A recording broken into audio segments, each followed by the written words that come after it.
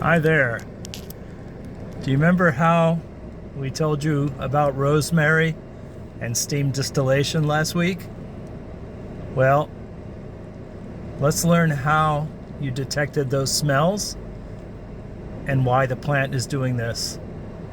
This is going to be about the biology of smell.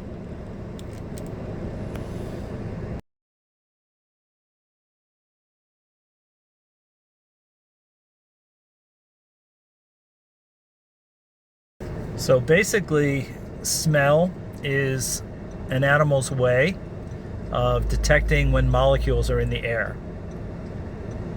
We told you last week about rosemary and other plants that have nice smells.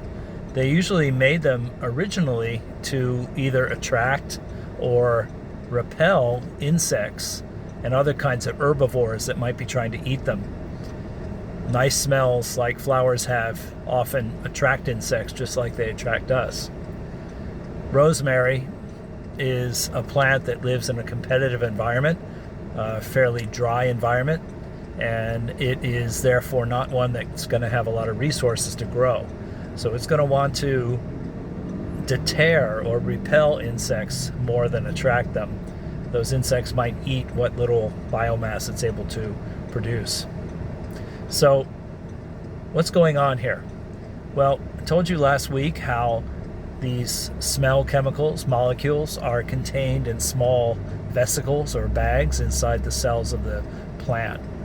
They make their way out of the plant into the air, and then they're going to do their job.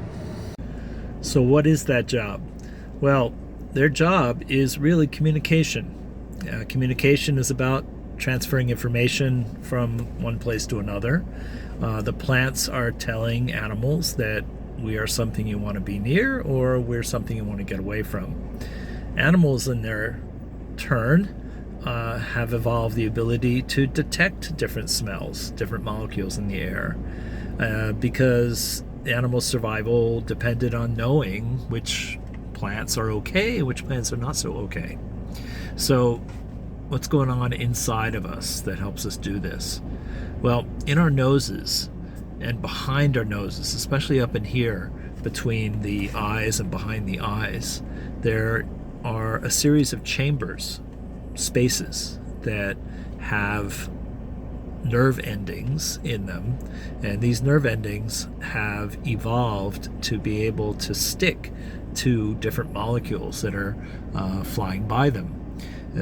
Let's take a closer look by looking at the worksheet that you've got and see if we can identify what some of these nerves are doing and how they are actually sticking to some of the smells.